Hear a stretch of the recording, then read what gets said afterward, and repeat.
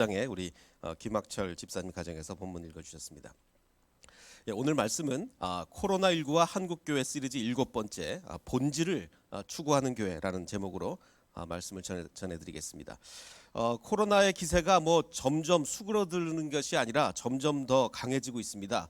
이게 전 세계의 코로나 확진자 수 증가 그래프인데 여기서 굉장히 주목해야 될 것은 갈수록 그래프의 기울기가 점점 더 급해진다는 거죠. 이게 완만해지는 게 아니라 점점 더 기울기가 더 급해진다는 것은 코로나가 기세가 꺾이기는커녕 오히려 점점 더 아직도 더 심해지고 있다, 이렇게 이야기를 할 수가 있겠습니다. 도대체 이게 언제 끝날라는지 우리가 기약이 없어 보이는데 얼마 전에 뉴스에 이런 기사가 났습니다. 중국이 지금 미국이 굉장히 많은 코로나로 엄청난 어려움을 겪고 있지 않습니까? 그래서 미국 경기가 막 굉장히 급락하고 이렇게 되는데, 그래서 코로나로 가격 떨어진 미국 자산 사냥에 나설 것이다. 그래도 오히려 중국이 코로나의 영향을 덜 받았고 미국이 지금 코로나로 급격히 추락하고 있는데, 그래서 중국이 코로나로 가격이 떨어진 미국 자산을 사들일 것이다, 이런 뉴스가 났습니다. 제가 이 뉴스를 보고서 얼른 제 머릿속에 떠오른 것들이 80년대 말에서 90년대 초에 있었던 사건들이 떠올랐습니다. 그때 한참 이제 미국 경기가 안 좋았고 일본이 굉장히 일본 제품이 엄청나게 많이 팔렸기 때문에 일본이 엄청나게 돈을 많이 벌었던 시절이 80년대 말에서 90년대 초인데, 제가 이 기사를 보고 얼른 머릿속에 떠올린 게 이 콜롬비아 영화사 잘 아시지 않습니까? 이 콜롬비아 영화사를 89년에 소니가 사들였습니다. 일본 기업이 이제 막 미국에 엄청나게 자본 침략을 하는 거예요. 그래서 콜롬비아를 사들이면서 89년 10월 9일 날 뉴스위크지에 표지에 이렇게 나왔습니다.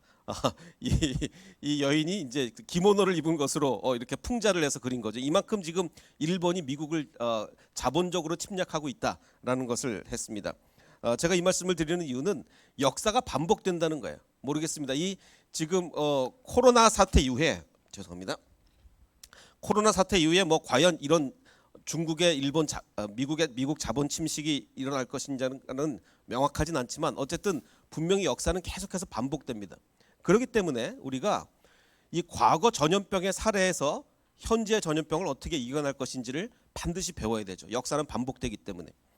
자, 그래서 이 과거의 전염병 사례에서 우리는 과연 무엇을 배울 것인가, 어떻게 우리가 코로나19를 대처해 나갈 것인가, 교회의 본질은 무엇인가. 왜냐하면 본질을 알아야 이 대책이 세워지지 않겠습니까? 오늘 그 말씀을 좀 드리려고 합니다.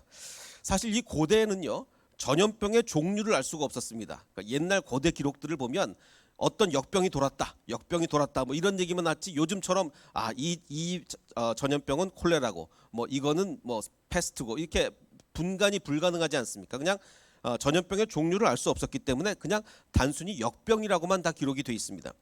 심지어는 우리가 너무나 잘 알고 있는 14세기의 유럽의 전염병, 그 패스트죠. 우리는 다 흑사병이라고 알고 있는데, 심지어는 14세기 당시에는요, 이게 패스트인지 뭔지 알 수가 없었어요. 그래서 흑사병이라는 이름조차도 19세기에 붙여진 이름입니다. 14세기에는 그냥 전염병이었어요. 도대체 이게 뭔지 몰랐던 거죠. 자, 그래서 이제 우리가 그 전염병을 비교해 보면, 이 중세의 전염병을 보면 아주 중요한 전염병 두 가지를 볼 수가 있습니다. 6세기에 발생했던 전염병과 14세기 흑사병은 우리가 너무나 유명하지 않습니까? 그 유럽 인구의 3분의 1을 몰살을 시켰던 14세기 흑사병은 유명한데, 6세기에 그 유스티니아누스 역병이라는 게 굉장히, 이것도 역시 만만치 않게 엄청난 타격을 입혔습니다.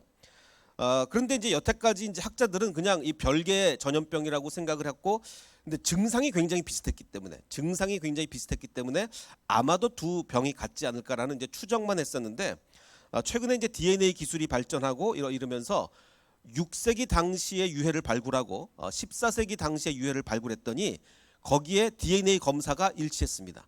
질병의 DNA 검사가 일치해가지고 두 질병이 모두 선패스트, 즉 같은 종류의 패스트였다라는 것을 학자들이 밝혀내기 시작했습니다. 그래서 중요한 것은 이 학자들이 이렇게 많이 얘기를 하거든요.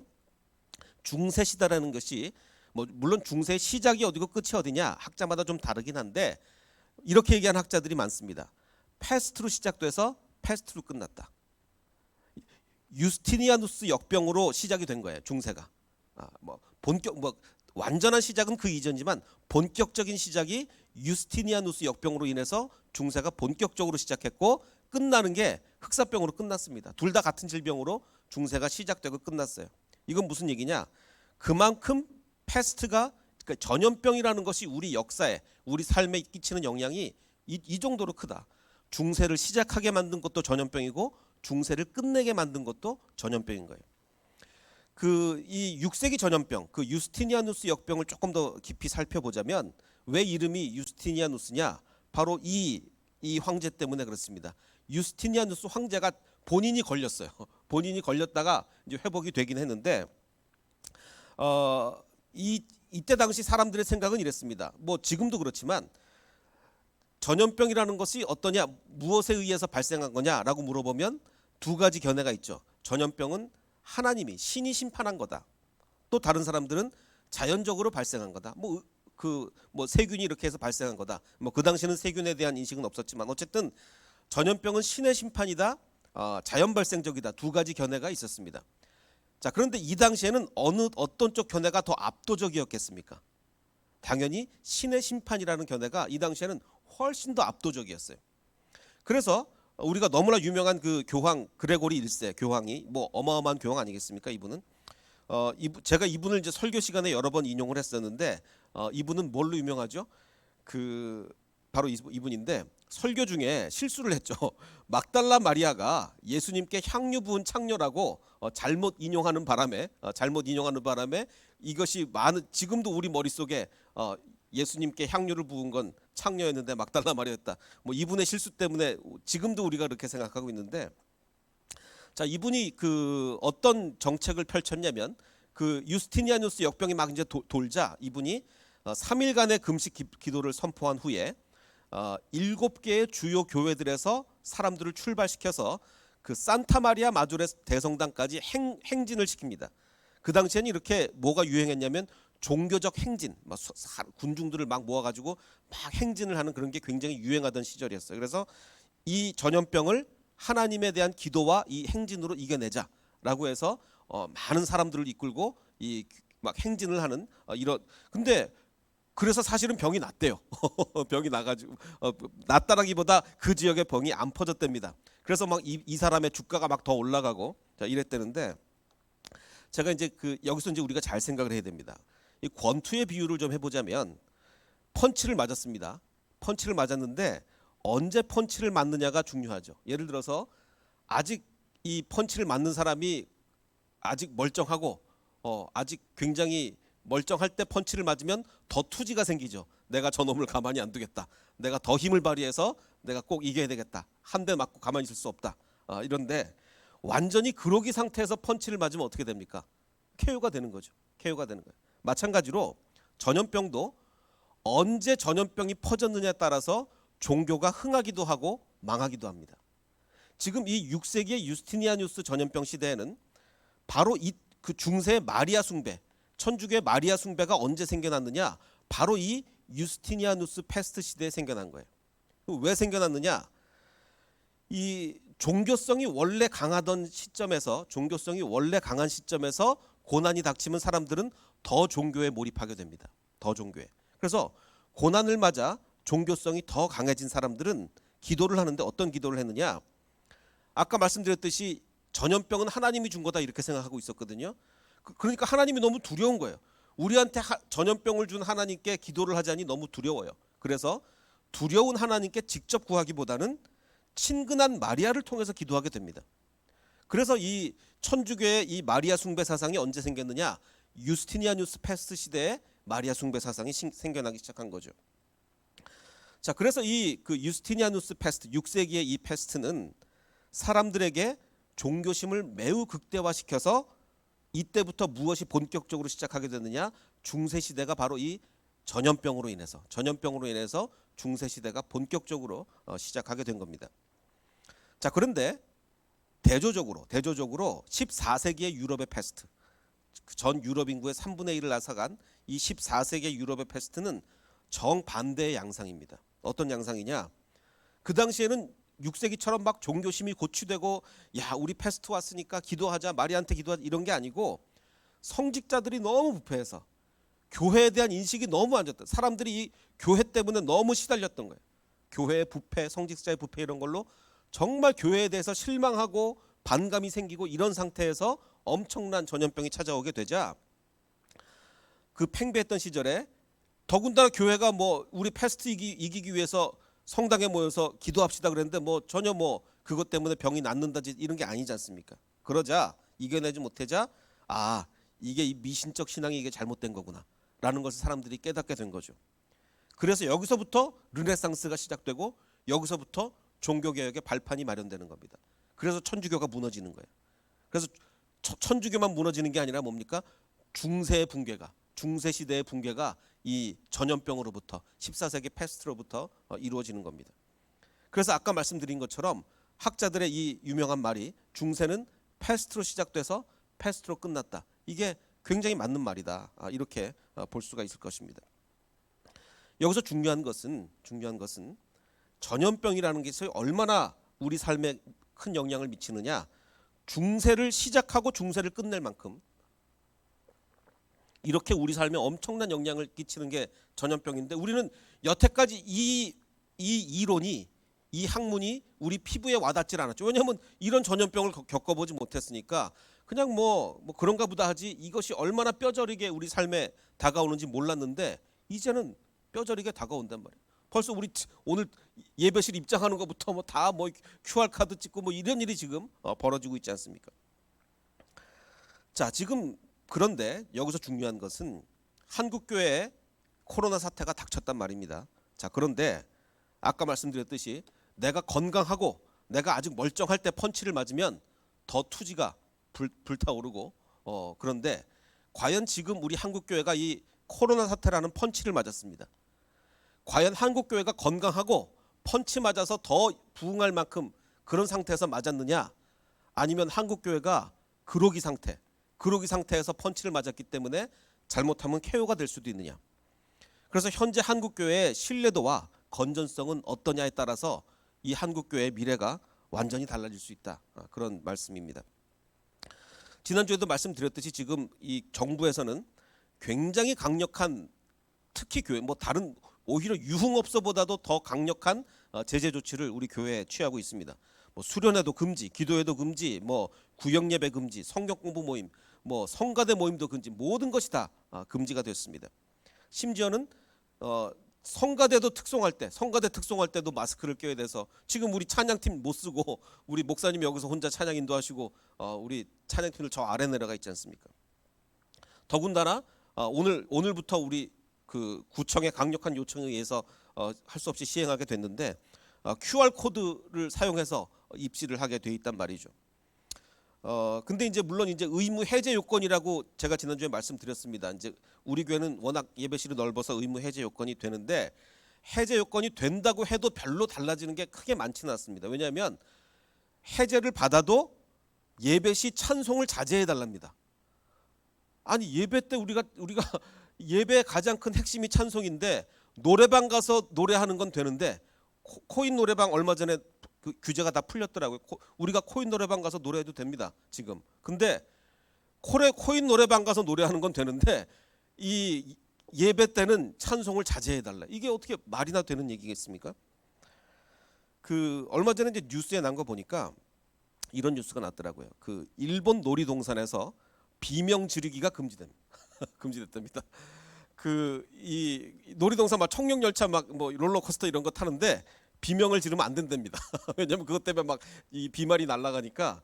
그래서 이제 그 동영상을 그러니까 샘플 동영상 이렇게 놀이동산에 롤러코스터를 타시오라고 샘플 동영상을 보여주는데 엄청 재밌습니다. 저도 한번 봤는데 사진이 이렇게 그 동영상이 이렇게 나와요. 아주 심각한 표정으로 이 소리를 못 지르는 거예요. 소리를 못 지르고 그 아베노 마스크 딱 쓰고 이렇게 롤러코스터 타라 이렇게 얘기하는데 차라리 이러면 이해가 갑니다. 무슨 얘기냐?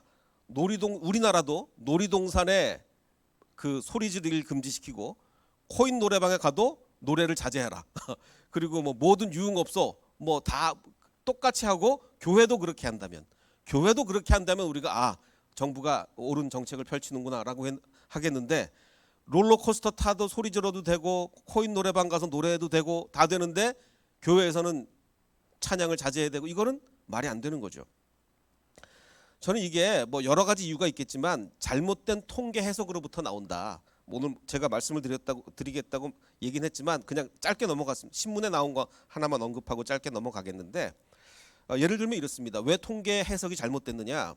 그러니까 정부 측 발표에 의하면 교회 관련 확진자가 많아서 그런 거다라고 이제 얘기를 하는데 5월 20일부터 7월 10일까지의 확진자를 분석해 보면 정부가 교회 관련으로 교회 때문에 생긴 거다라고 분류한 사례가 372건인데 물론 이단을 포함한 겁니다. 이 372건은 이게 다 교회 안에서 발생한 게 아니라 교회에서 발생해서 다른 교회 다니지 않는 사람들까지 옮긴 N차 감염자까지 이제 포함이 된 겁니다. 자, 그런데 중요한 것은 372건이라는 이 숫자만 봐서는 안 되고 이 372건의 무려 3분의 1을 차지하는 케이스가 단 하나로부터 발생됐다는 거죠. 단 하나. 어디서부터?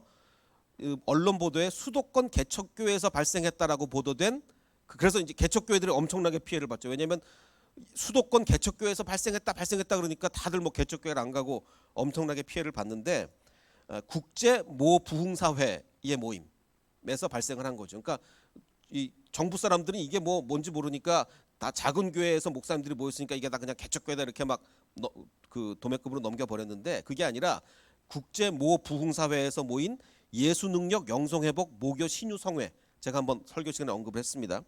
여기서 발생한 게 무려 3분의 1인 거예요. 그러니까 이거를 제외하면 굉장히 많은 숫자가 줄어드는 거죠. 그러니까 이제 통계 해석을 잘못한 겁니다. 통계 해석. 사실 이 모임은 정상적인 우리 교회 모임이라기보다는 굉장히 좀 비정상적인 모임이었기 때문에 그런 일이 발생하게 되었습니다. 전혀 방역 수칙도 지키지 않고. 그러니까 방역 수칙만 지키면 제가 아까 말씀드렸듯이 9,000명 교회에서도 예배 중에 환자가 안 나온 거예요. 9,000명 교회 중에서도. 그러니까 이 정부가 이제 그 통계 해석을 잘못했다고 생각이 드는 것은 당연히 교회 발생자가 많을 수밖에 없죠. 왜냐하면 우리나라에 교회 다니는 사람이 800만이나 되는 거예요. 800만이나. 그럼 왜 노래방에서는 별로 발생 안 하는데 교회에서 많이 발생하느냐? 노래방에 일주일에 800만이 갑니까? 아니잖아요. 만약에 800만 사람들이 노래방을 간다 그러면 노래방에서 엄청나게 발생을 하겠죠. 근데 교회 다니는 사람이 많아서 그런 것을 교회가 문제다 이러면 안 된다는 거죠. 자, 그래서 이제 문제는 진짜 문제는 여기 있습니다. 진짜 문제는 어디 있냐면 통계 숫자의 문제가 있는 것이 아니라 통계 해석의 문제가 있는데도 절대 다수의 국민들이 정부가 교회를 통제하는 것에 환영을 보낸다 이거죠. 지지를 합니다. 정부가 그렇게 오히려 유흥업소 열어주고 교회를 통제하면 되겠느냐 이렇게 말하는 사람 아무도 없어요. 그렇게 말하는 사람들은 우리 기독교인들 뿐입니다. 기독교인이 아닌 다른 모든 국민은 정부가 교회를 통제하는 것을 환영을 해요. 왜 그렇겠습니까? 이게 14세기 패스트와 같은 상황이에요. 교회가 권위를 잃어버렸습니다.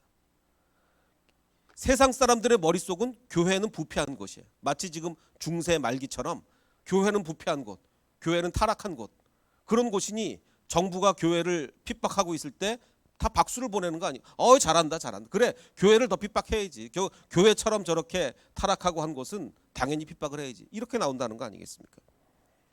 그래서 저는 지금 굉장히 우려가 되는 것은 일부 학자들은 패스트가 지나고 나면 교회가 다시 부흥할 거다. 저는 그렇게 생각하지 않습니다. 저는 지금 우리 교회가 한국 교회가 어느 시기에 패스트를 맞았느냐? 그로기 상태에 있을 때 패스트를 맞은 거예요. 이제 잘못하면 한국 교회는 KO됩니다. 이 위기의 상황에서 우리는 이 위기를 이겨낼 수 있는 유일한 방법은 위기일수록 우리는 하여간 본질에 충실해야 돼요. 기독교가 본질에 충실하지 않고 엉뚱하게 예배당 짓고 이런 데 돈 쓰고 예배당 화려하게 하는 데 돈 쓰고 엉뚱한데 기독교가 본질에 충실하지 않고 엉뚱한 일을 했으니 사람들의 욕을 먹게 되는 거고 이 어려운 시기를 이겨낼 수 없게 되는 것입니다. 위기의 상황에서는 무조건 본질로 돌아가야 됩니다. 그럼 교회의 본질은 무엇이냐? 그걸 우리는 반드시 생각을 해야 되겠죠.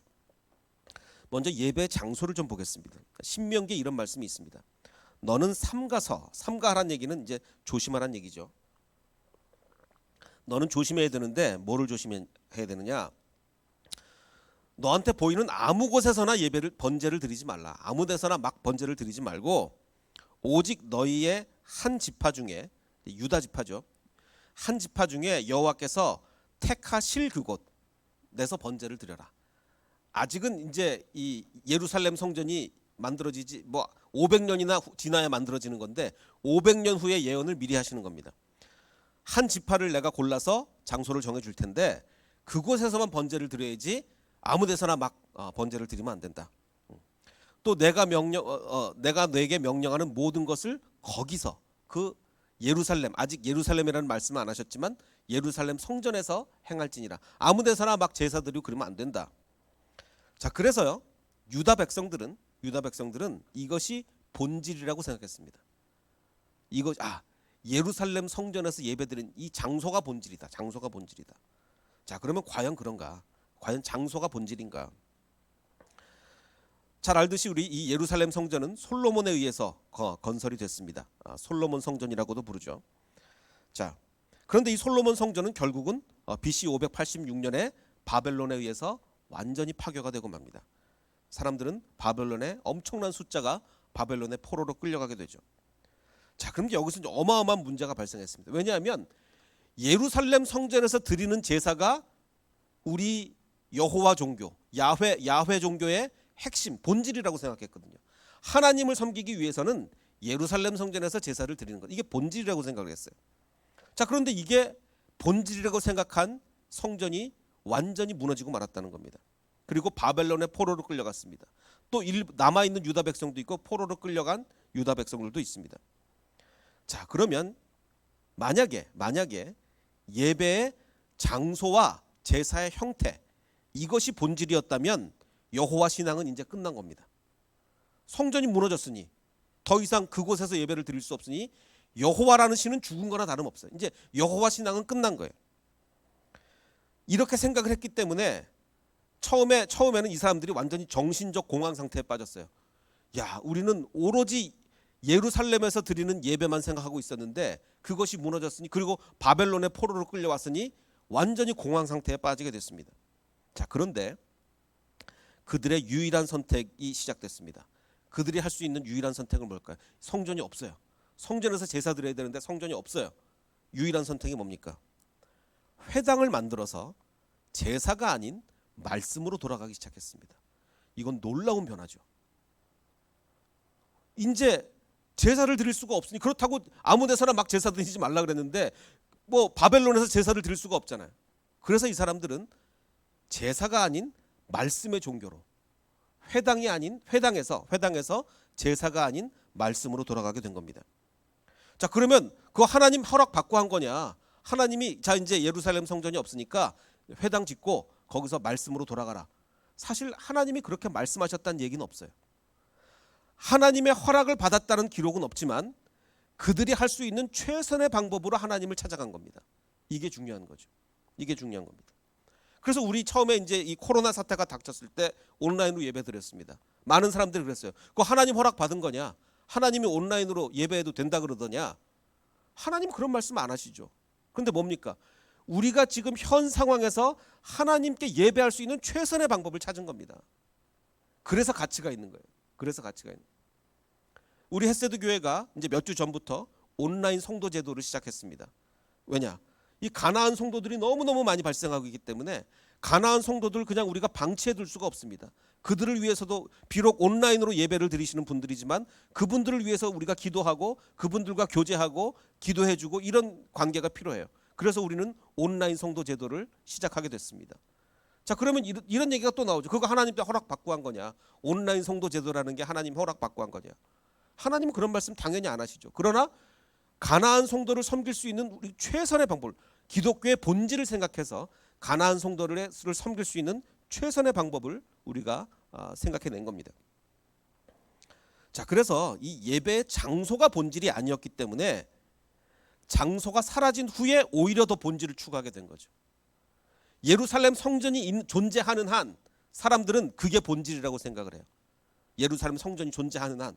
근데 그것이 없어지고 나니까 야, 하나님을 섬기는 것의 본질이 뭐냐? 더 본질을 추구하게 되는 거죠. 그래서 그들의 신앙은 성전에 있을 때보다 오히려 더 발전하게, 바벨론 포로로 끌려가서 신앙이 더 발전하게 된 거예요. 놀라운 역사죠. 놀라운 역사예요. 마치 뭐처럼 제가 지금 요즘 수요예배 때 강의하는 것처럼 언약궤를 바벨론의 그 블레셋에 언약궤를 블레셋에 뺏기고 나서야 언약궤가 뭔지 진짜로 아는 게 아니겠습니까? 마찬가지로 성전이 무너지고 나서야 본질이 뭔지를 깨닫게 되는 거예요. 그래서 성전의 파괴는 제사의 종교에서 말씀의 종교로 바뀔 수 있는 엄청난 틀을 마련했습니다.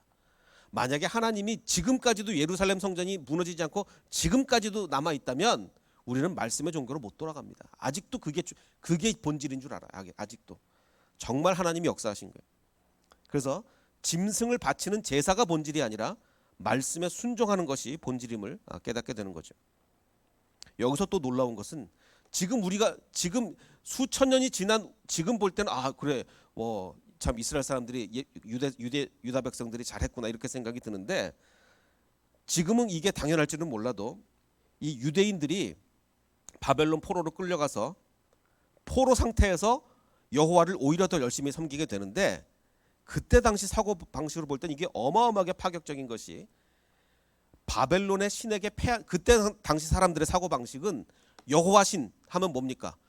우리 여호와 신은 바벨론의 신에게 패했어. 왜냐하면 그때 당시 전쟁은 신과 신의 전쟁이기 때문에 바벨론에게 졌다는 얘기는 여호와가 바벨론 신에게 졌다는 얘기예요.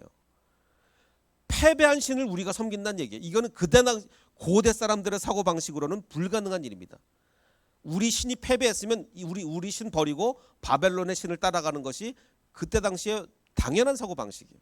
더군다나 그냥 패한 게 뭡니까? 성전까지 파괴된 신. 그때 당시 사고 방식으로는 우리 여호와 신은 말이야 바벨론의 신에게 완전히 패했을 뿐만 아니라 신의 몸뚱아리까지 다 산산조각 났어. 우리 신은 이제 다 없어졌어. 이게 그때 당시 사람들의 사고 방식이에요. 그런데 그 사고 방식을 버리고 오히려 여호와를 더 열심히 섬기게 됐다. 이것은 고대 종교사의 전례를 찾아보기 힘든 거의 전무후무한 일입니다. 본질을 찾았기에 가능한 일이에요. 고대 종교사를 살펴보면 전쟁에서 졌는데 그 신의 성전이 파괴되는데 그 신을 더 열심히 섬긴다. 이건 고대 종교사에 있을 수가 없는 일입니다. 그런데 그 일이 발생했어요. 왜? 본질을 찾았으니까. 본질을. 지금 우리 한국 교회도 너무 어렵습니다. 너무 어려요. 온갖 규제가 막 지금 우리 교회 숨통을 조여오고 사람들이 손가락질을 하고 있고 너무너무 이 교회에 지금 숨통이 조여오고 있습니다. 이럴 때 우리가 교회가 살아갈 수 있는 방법은 뭡니까? 본질을 찾는 것밖에 없어요. 본질을 찾으면 승리할 수 있다는 거죠. 자, 그래서 이제 70년이 지났습니다. 포로 기간이 지났어요. 성전 없이 지났습니다. 자, 이제 70년의 기간이 지난 후 이스라엘 백성들이 부르짖자 신앙의 구심점이 필요했던 유다 백성들에게 하나님이 무엇을 허락하냐면 성전을 다시 회복하도록 허락하셨습니다. 왜? 이제는 성전 없이도 말씀만으로 신앙생활이 가능하다는 걸 알게 된 거예요. 그러니까 이제 하나님은 자, 이제는 성전을 다시 허락해서 그 성전이 이스라엘 신앙의 구심점, 그 본질은 아니지만 구심점 역할을 하게 하십니다. 언제까지? 예수님이 다시 오시기 전까지. 그래서 다시 예루살렘으로 돌아가서 성전을 지은 게 무슨 성전입니까? 그게 스룹바벨 성전, 제2성전이죠. 자, 그런데 이 포로로 있다가 성전을 지었으니 뭐 솔로몬이 지은 거에 어디 비교를 할 수 있겠습니까? 너무너무 이제 초라한 성전이 된 거죠. 그래서 이제 에스라서에 보면 제사장들과 레위 사람들과 나이 많은 족장들의 반응과 또 일반 사람들의 반응이 달라요. 이 스룹바벨 성전을 보고 일반 사람들은 기쁨으로 크게 함성을 질렀어. 드디어 우리도 이제 다시 성전을 갖게 됐다. 기쁨으로 함성을 질렀는데 나이 많은 사람들은 옛날에 그 솔로몬 성전을 눈으로 봤던 사람들이거든요. 그러자 이 사람들은 첫 솔로몬 성전을 보았던 사람들이기 때문에 오히려 대성통곡을 합니다. 옛날에 그렇게 화려했는데 이렇게 초라한 성전이 되었으니 이건 사실 본질이 뭔지 잘 모르는 거예요. 성전이 화려하냐 초라하냐 이건 본질이 아닙니다. 본질이 아닌데 인간적으로 볼 때 너무 슬픈 거죠. 그래서 막 대성통곡을 하게 됩니다. 자, 이제 근데 이 스룹바벨 성전이 뭐 이제 500년이 막 넘게 되면 안 그래도 초라했는데 세월이 500년이 흐르니까 뭐 얼마나 뭐 형편없어졌겠습니까? 그러자 이제 헤롯이 이스라엘 백성의 이제 그 환심을 사기 위해서 이 초라한 성전을 어마어마하게 이제 그 증축을 하게 됩니다. 근데 무너진 걸 다시 지은 게 아니라 그냥 증축이기 때문에 여전히 제2성전이라고 부르죠. 제3성전이 아니라. 그래서 뭐 수십 년의 기간을 거쳐서 이제 완공을 하게 되는데, 자, 이제 이 어마어마한 성전을 지었지만 이게 본질이 아니지 않습니까? 본질이 아니기 때문에 예수님께서는 이 예수님 본질이신 예수 그리스도가 오셨으니까 이제는 구심점조차 필요가 없는 거죠. 뭐 본질이 왔으니까. 그래서 본질이신 그리스도가 오신 후에는 성전이 이제 완전히 의미가 없어졌습니다. 그래서 예수님이 하시는 말씀이, 예수께서 이르시되 니네가 지금 이 큰 건물, 헤롯이 지금 지어준 이 어마어마한 성전을 보고 있느냐? 돌 하나도 돌 위에 남지 않고 다 무너뜨려지리라. 이제는 나 그리스도만 있으리라. 이렇게 이제 말씀을 하시는 거죠. 그래서 예수님의 예언대로 AD 70년에 로마 군대가 와서 정말 완전히 파괴를 하게 됩니다. 어느 정도 완전히 파괴를 하게 되냐면, 이제 로마 군대가 이제 예루살렘을 6개월을 포위를 합니다. 6개월. 그러니까 그 안에 먹을 것도 없고 얼마나 비참한 상황이 벌어지겠습니까? 6개월을 포위를 했으니. 그래서 요세푸스의 유대 전쟁사를 보면 이런 기록이 있습니다.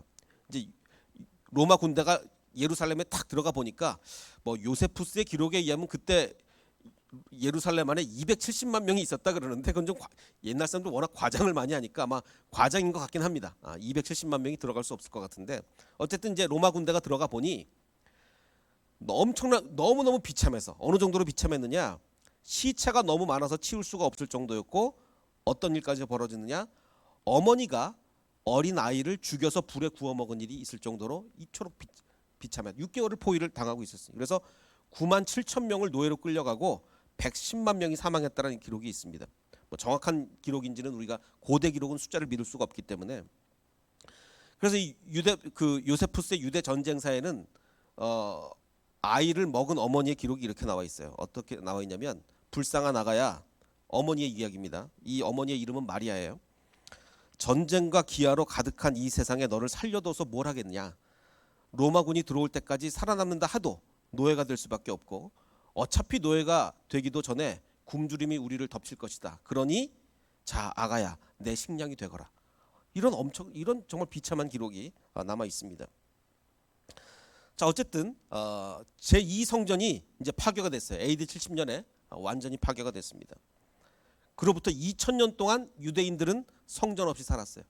그렇죠. 이제 AD 70년부터 지금 2000년이 넘었죠. 2000년이 넘는 기간 유대인들이 성전 없이 살았는데, 유대인들의 마음속은 지금 우리는 예수 그리스도가 본질이니까 본질이 오셨으니 성전이 필요 없는데, 유대인들은 예수 그리스도를 본질로 여기지 않으니까, 성전이 본질로 여기니까, 이 사람들이 이제 1948년에 이제 이스라엘을 독립을 했죠. 1948년에 이스라엘을 회복한 후에 한 일이 뭐냐? 지금도 하고 있는 일이 제3성전을 짓자. 제2성전이 무너졌으니 제3성전을 짓자라고 해서 제3성전을 지으려는 노력이 지금까지 계속되고 있습니다. 그런데 문제는 뭐냐? 과거에 제2성전이 있던 1, 2성전이 있던 성전을 또 아무데나 여기다 성전 짓자. 안 됩니다. 옛날에 딱 성전이 있던 그 자리에 지어야 되는 거예요. 근데 지금 그 자리에 뭐가 있느냐? 그 이슬람 사원이, 이 황금돔이, 이슬람 사원이 지금 그 자리에 있지 않습니까? 그러니까 이 유대인들이 제3성전을 지을 수 있는 유일한 방법은 뭐예요? 여기 이 이슬람 사원을 무너뜨리고 그 자리에 지어야 되는데, 그럼 당연히 세계 3차 대전이 일어나겠죠. 그거를 불사하고라도 지금 짓겠다는 거예요. 세계 3차 대전을 불사하더라도 성전을 짓겠다는 것이 지금 유대인들의 마음입니다. 왜냐? 그들은 물리적 성전이 본질이라고 생각하기 때문이죠. 그래서 그들은 과거에 스룹바벨이 포로에서 귀환해서 제2성전을 지었던 것 같이, 자신들이 스룹바벨과 같이 무너진 성전을 다시 짓는 것이라는 그런 사명감에 불타 있어요. 그래서 이슬람을 몰아내고, 그 자리에 황금돔을 몰아내고 제3성전을 짓게 해주는 자가 메시아다. 그래서 이 메시아를 지금 기다리고 있어요. 메시아가 오시면 저 이슬람, 저 황금돔을 몰아내고 그 자리에 제3성전을 지어줄 거다. 그가 바로 메시아다. 이 메시아를 기다리고 있습니다.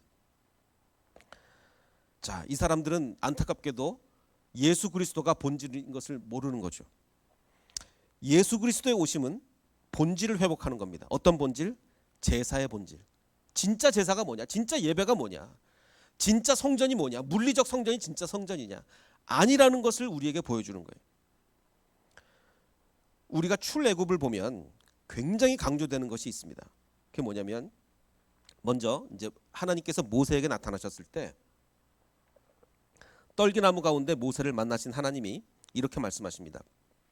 내가 그 백성을 애굽에서 인도해 내라. 그러면 인도하여 낸 후에 너희가 지금 이 산에서 나 하나님을 섬길 텐데 나 하나님을 섬기리니 이것이 내가 너를 보낸 증거다라고 말하는데, 자, 섬긴다의 섬긴다의 히브리어를 우리가 어떻게 번역을 할 것인지가 문제입니다. 이게 아바드라는 이제 히브리어인데, 이 섬긴다라는 이 히브리 뭐 직역을 하면 serve, 섬긴다가 맞습니다. 자, 그런데 세번역 성경과 NIV 성경은 직역을 하지 않고 의역을 했어요. 어떻게 의역을 했냐면 예배한다로 의역을 했어요. 섬긴다가 조금 더 넓은 개념인데 왜 섬기는 것 중에 예배한다로 좀 좁게 왜 의역을 했느냐? 그 이유가 있습니다. 자, 이 산에서 나를 섬길 거다. 물론 하나님을 섬기는 방법은 굉장히 여러 가지죠. 가난한 자를 섬겨도 하나님을 섬기는 거고, 그렇죠. 우리가 뭐 이 사회를 좀 더 정의롭게 만들어도 그것도 하나님을 섬기는 거고, 내가 더 정직하게 사는 것도 다 하나님을 섬기는 건데, 아주 좁은 의미에서 예배한다고 왜 번역을 했느냐? 지금 그 산에서 하나님을 섬길 수 있는 거는 뭘까요? 예배잖아요, 예배. 그래서 이것은 예배다라고 해서 굉장히 좁은 의미로 의역을 한 거예요. 저는 이 번역이 굉장히 잘 맞는다고 봅니다. 자, 그래서 하나님이 지금 이 말을 굉장히 여러 번 반복을 합니다. 이제 모세한테 그 10가지 재앙을 일으킬 때 제일 첫 번째 재앙, 물을 피로 바꾸는 재앙을 일으키기 전에 모세가 이렇게 내 백성을 보내라. 그럼 바로한테 가서 하는 겁니다. 내 백성을 보내라. 그러면 그들이 광야에서 나 하나님을 섬길 것이니, 세번역은 나 하나님을 예배할 것이라 하였으나 이제까지 네가 듣지 않았다. 그러니 바로 네가 이 말씀을 안 들었으므로 물을 피로 바꾸겠다. 이렇게 얘기하는 거예요. 자, 다시 한번 바로를 찾아가서 그 전에 이 이스라엘 백성을 보내라. 이스라엘 백성이 나가서 하나님을 예배할 거다라고 했는데 바로가 안 보냈다. 그러므로 물을 피로 바꾸겠다. 이 얘기고 계속 나옵니다. 이것도 이제 광야에서 섬기는 건 이제 뭐 예배밖에 없죠. 그래서 이제 예배로 번역을 했어요. 개구리 재앙을 일으키기 전에도 여호와께서 모세에게 이르시되 너는 바로한테 가서 이렇게 얘기해라. 여호와의 말씀에 내 백성을 보내라. 그가 나를 섬길 것이다. 예배할 것이다. 근데 너는 안 보냈다. 그래서 내가 개구리 재앙을 일으키겠다. 우박 재앙을 일으킬 때도 마찬가지입니다. 바로 앞에 서서 모세가 바로에게 이르기를 내 백성을 보내라. 나 하나님의 백성을 보내라. 그들이 하나님을 섬길 것이다. 예배할 것이다. 그런데 안 보냈다. 그래서 우박 재앙을 일으키고 계속 같은 얘기가 반복됩니다. 메뚜기 때도 마찬가지. 메뚜기 때도 보내라. 그러면 그들이 나를 섬길 것이다. 예배할 것이다. 그리고 맨 처음부터 장자를 죽일 것을 예언하실 때도 나를 섬기게 하라 해도 예배하게 하려도 안 보낼 것이기 때문에 장자를 죽일 거다. 이거 처음부터 예언돼 있어요. 자, 그러면 10가지 재앙을 일으키는데 계속 하나님의 말씀 뭡니까? 이스라엘 백성 보내라. 왜? 이스라엘 백성 출애굽 시켜서 하나님이 뭐 하시겠다는 거예요? 예배하게 하시겠다는 거예요. 예배해야 돼. 이 집 애굽 안에서는 예배를 잘 못한다. 애굽 안에서 예배 못하니 빼내겠다. 빼내서 나를 예배하게 하겠다. 이게 수도 없이 이 말이 반복이 돼요. 다시 말해서 이 얘기는 뭐가 되겠습니까? 출애굽 사건의 핵심은 예배에 맞춰져 있다는 거예요. 출애굽을 왜 했냐? 예배하려고. 출애굽 사건은 우리에게 있어서 뭡니까? 구원이죠. 우리가 구원을 왜 받았습니까? 천국 가려고 구원 받았습니까? 아니요. 천국 간 건 구원의 결과죠. 목적이 아닙니다. 구원의 목적은 천국이 아니에요. 구원의 결과는 천국이죠. 구원의 목적은 뭡니까? 예배죠. 예배가 목적입니다. 우리 구원의 본질이 하나님께 예배하는 삶이기 때문에 출애굽에서는 계속 예배라고 우리에게 강조를 하고 있는 겁니다. 그래서 우리 헷세드 교회가 추구해야 되는 본질도 바로 예배죠. 진심과 전심으로 드리는 예배가 되는 겁니다. 그래서 우리는 점검해 봐야 됩니다. 내 신앙생활의 본질이 뭐냐?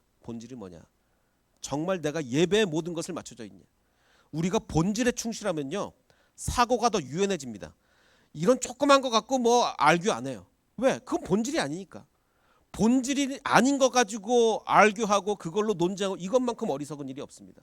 본질이 아닌 건 다 넘어가고 정말 본질, 예배. 과연 내가 오늘 정말 하나님께 예배를 드렸느냐, 내 진심과 전심을 다해서 예배를 드렸느냐, 이게 중요한 겁니다. 그래서 이 코로나의 어려운 위기를 극복하는 방법은 진심과 전심으로 예배하는 방법밖에 없습니다. 바로 이 본질을 회복하는 저와 여러분이 되시기를 주님의 이름으로 축원합니다. 우리 아까 불렀던 찬양, 예배자.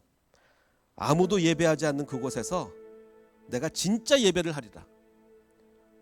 이 시대 지금 많은 사람들이 건성으로 예배하고 있습니다.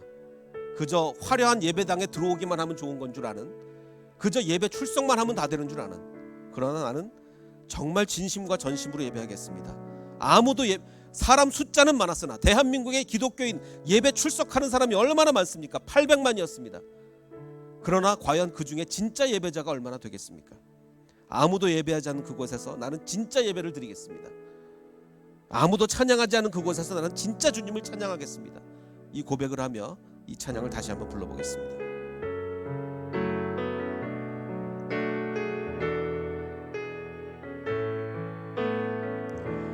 아무도 예배하지 않는 그곳에서 주를 예배하리라. 아무도 찬양하지 않는 그곳에서 나 주를 찬양하리라. 누구도 헌신하지 않는 그곳에서 주께 헌신하리라. 누구도 증거하지 않는 그곳에서 나 주를 증거하리라. 내가 밟는 모든 땅 주를 예배하게 하소서. 주의 보혈로 덮어지게 하소서. 내가 선 이곳 주의 거룩한 곳 되게 하소서. 주의 향기로 물들이소서. 잠시 기도하겠습니다. 아버지 하나님, 내가 선 바로 이곳이 주님의 거룩한 곳 되게 하여 주시옵소서. 내가 예배당에 나와서 예배를 하든지 집에서 온라인으로 예배를 하든지 지금 내가 예배하는 이곳이 주님의 거룩한 곳이 되게 하여 주시옵소서. 우리가 예배의 본질을 회복하고 교회의 본질을 회복하여 이 어려운 코로나를 이겨낼 수 있도록 주님 축복하여 주시옵소서라고 우리 함께 기도하겠습니다. 아버지 하나님, 우리 헤세드 교회가 본질을 추구하는 교회가 되게 하여 주시옵소서. 바로 본질은 예배인 줄을 믿습니다. 하나님께서도 우리를 예배를 위하여 부르셨습니다. 이스라엘 백성을 출애굽시키실 때 예배를 위하여라고 반복하여 강조하셨습니다. 아버지 하나님, 내 삶이 예배하는 삶이 주님을 진정과 진심과 전심으로 예배하는 삶이 되게 하셔서 아버지 하나님, 우리의 모든 헤세드 교회가 회복이 되어지며 모든 한국 교회가 회복되어 볼 수 있도록 주님 축복하여 주시옵소서. 아버지 하나님, 우리 한국 교회를 지켜주시옵소서. 우리 함께 일어나 찬양하게 될 때 정말 마음을 모아서 진심과 전심으로 이 찬양을 부르겠습니다. 내 예배가 진실한 예배 되게 하여 주시옵소서.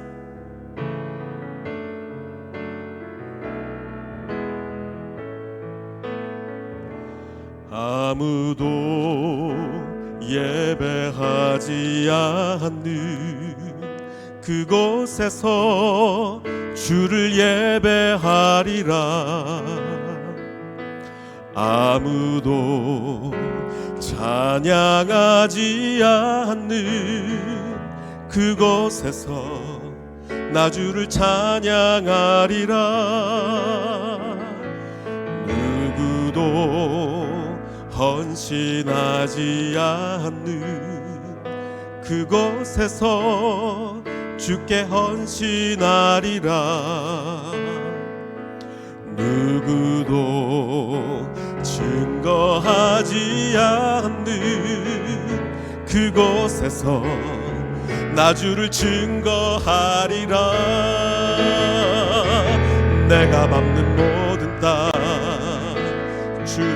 예배하게 하소서. 주의 보혈로 덮어지게 하소서. 내가 선 이곳 주의 거룩한 곳 되게 하소서. 주의 향기로 물들이 내가 밟는 모든 땅, 내가 밟는 모든 땅 주를 예배하게 하소서. 주의 보혈로 덮어지게 하소서.